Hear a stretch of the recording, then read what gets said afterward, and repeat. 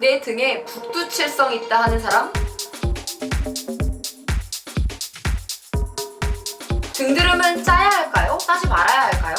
각질 제거 스크럽? 색소 침착은 어떻게 하지? 등드름으로 고민하시는 여러분, 이 영상을 꼭 보셔야 됩니다. 안녕하세요. 예뻐지는 뷰티 트레이닝 주연 강사 주강입니다. 제가 원래 깊이 파인 옷을 별로 안 입거든요. 그런데 오늘 살짝 파봤습니다. 쪽에 나는 트러블도 굉장히 많았거든요. 이 등드름 관리 루틴에 따라서 같이 관리를 해주고 나니까 깨끗한 거 보이시나요? 정말 색소 침착을 몇 개나 없앨 수 있었는데 여러분들은 더 색소 침착을 만들기 전에 관리해 주셨으면 좋겠어서 이런 영상을 가져와 봤어요. 2주 나이트 루틴 바로 알려드릴게요. 먼저 샤워하시기 전에 우리 메이크업 지우잖아요. 얼굴에 하는 1차 세안 단계를 몸에도 똑같이 해줄 거예요. 화장솜에 클렌징 워터를 듬뿍 묻혀서 몸드름이 난 곳에 닦아줍니다. 웬만하면 가족분께 부탁하시는 게 좋긴 해요. 상황이 여의치 않으시다면 거울을 보고 최대한 뒤를 보시면서 꼼꼼하게 빠지는 곳 없이 닦아주시면 돼요. 화장솜을 잡는 팁도 알려드릴게요.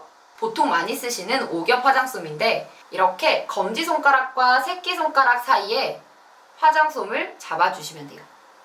얼굴에 화장솜을 사용하실 때에도 쫙 펴지면서 넓은 면적으로 고루 사용하실 수 있어서 이렇게 잡고 사용해 주시면 됩니다. 이 화장솜에 노랗게 피지가 묻어나오는 걸 볼 수 있을 거예요. 여름과 같이 피지 분비량이 많은 시기에는 정말 많이 묻어나오실 거예요. 더샘 힐링티 가든 티트리 클렌징 워터를 사용 중이고요.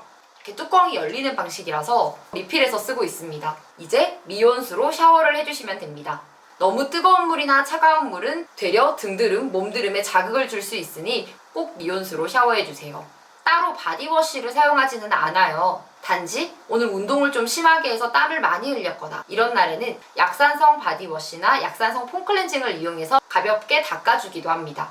샤워 단계에서 바디 스크럽을 사용하면 안 되나요? 물어봐 주실 수도 있을 것 같아요. 바디 스크럽 제품 자체가 나쁜 게 아니라 현재 지금 등드름이 많이 나 있는 상태라면 그 부위가 굉장히 예민해져 있고 혈관도 확장되어 있는데 스크럽 젤을 쓰는 것을 별로 추천드리고 싶진 않아요. 다 가라앉고 난 다음에 관리 차원에서 일주일에 한 번씩 바디 스크럽을 사용해 주시는 거는 전 괜찮은 것 같아요. 샤워 후 반드시 깨끗한 수건으로 닦아줍니다.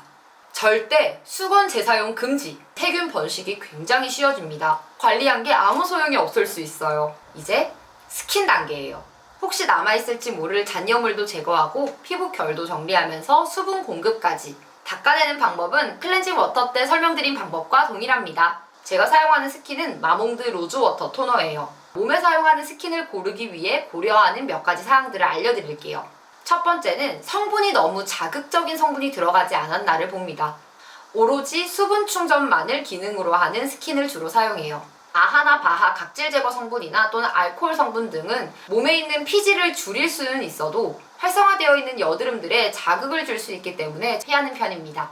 두 번째는 소위 콧물 스킨이라고 불리는 끈적끈적한 점성을 가진 스킨들은 피부에 너무 오래 머물러서 좀 잔여감이 느껴지기도 하고 몇몇의 성분들이 여드름을 유발할 수 있다라는 가능성이 있기 때문에 같은 맥락으로 알로에 겔이나 수분크림이라고 불리는 크림류들을 사용하지 않습니다.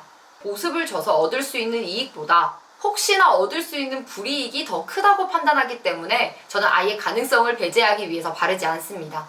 우리가 팔다리에 바디크림을 바르는 이유는 피지선이 부족하기 때문인데 앞드름과 등드름이 있는 곳은 피지선이 부족하지 않습니다. 그리고 마지막으로는 가격도 간과할 수 없는 이유가 몸이라는 부위가 얼굴보다 훨씬 더 면적이 크기 때문에 조금만 묻혀서 닦게 되면 마찰력이 높아져서 되려 자극을 줄 수도 있고 화장솜의 먼지들이 되려 등에 붙을 수도 있어요. 이제 충분한 시간을 두고 건조해 주셔야 돼요. 그러기 위해서 저는 짜잔! 잠옷을 바꿨습니다. 나시형 잠옷 입기. 자꾸 하나 가라앉히면 하나 올라오고 하나 가라앉히면 2개 올라오고 그런 경험 있지 않으세요? 나시형 잠옷으로 바꿔봤거든요. 이거예요. 저도 모르게 집에서 입고 생활하는 옷이나 잠옷 같은 것도 다 그냥 반팔 이런 옷을 입고 있었더니 이게 하나도 등드름, 가드름에 좋을 게 없더라고요. 바꿔보세요. 신세계가 펼쳐집니다. 그나저나 이 잠옷 예쁘지 않나요? 저는 흰색이 너무 예뻐서 구매했습니다. 이제 커피 흘리면 안 돼요. 그리고 하나 더 팁을 드리자면 라벨 제거해 주시면 훨씬 더 자극이 줄어들어서 편안하게 입으실 수 있어요. 딱 제가 말씀드린 것처럼 2주만 해보세요. 14일, 즉 2주 동안 피부 아래에 있는 각질을 만들어내는 세포가 새로운 각질을 뿅 하고 만들어내서 피부 위로 올려주는데 평균적으로 드는 시간이 14일이에요.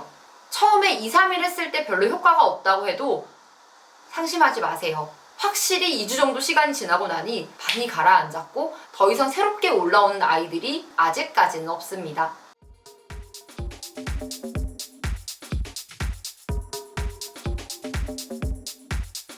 만약 제가 말씀드린 루틴을 하나도 빠짐없이 다 지키셨는데도 조금도 나아질 기미가 없이 계속 등드름이나 앞드름이 올라오신다면 어쩔 수 없죠. 피부과 가셔야 돼요. 이게 무책임한 말이 아니라 사실 여드름이 생기는 원인은 정말 다양하거든요. 내가 컨트롤할 수 있는 요인, 그리고 내가 컨트롤할 수 없는 요인 두 가지가 있습니다. 내가 컨트롤할 수 있는 요인은 보통 생활 습관이라든지 외부 요인이고요. 컨트롤할 수 없는 요인은 호르몬이라든지 피지의 질의 변화. 피지도 굉장히 다양한 구성 성분이 있는데 그 질이 변화가 되면 트러블이 더 잘 올라오기도 해요. 만약 내가 통제하기 어려운 요인으로 트러블이 나고 있는 거라면 약이라든지 치료로 그 요인을 조절해 줘야 된다는 거죠. 마지막으로 등드름 과연 짜야 할까? 저는 비추. 그 이유는 짜도 되는 트러블과 짜면 안 되는 트러블이 있기 때문인데요. 그 부위를 만지면 단단하고 뭔가 표면이 간지러운 것 같고 붉고 붓고 그런 트러블들은 등에 잘 나요. 등 피부가 두껍기 때문이기도 하고요. 등에 트러블이 났다라고 깨달을 수 있다라는 건 우리 등에 눈이 없잖아요. 아파서 아는 거죠. 결국 그것은 굉장히 깊은 트러블일 확률이 높습니다. 그런 트러블을 자꾸 만지면서 억지로 터뜨리게 되면 여드름이 번지고 염증이 덧날 확률이 높다라는 거죠. 그래서 저는 색소 침착 관리만 해주는 편입니다. 알코올 수압과 재생 테이프로요. 트러블이 터지고 난 후 소독을 해주세요. 재생 테이프를 붙여줍니다. 얼굴에 바르는 동그란 테이프 있죠? 올리브영에서 구하실 수 있는, 저는 그런 테이프는 비추예요. 등에 난 트러블은 진물도 되게 많이 나오고 상처가 큰 경우가 되게 많은데 그런 제품들이 피부에 충분히 다 이 진물을 흡수해서 붙어있기가 어려워요. 약국에서 파는 재생 테이프를 충분한 크기로 잘라서 붙여주세요. 이틀에 한 번씩 정도 갈아주시면 좋습니다. 재생 테이프를 붙여준 곳과 붙여주지 않은 곳은 예후가 너무 다릅니다. 등드름, 앞드름, 몸드름으로 고민하시는 여러분, 이 영상이 도움되셨다면 구독과 좋아요 부탁드립니다.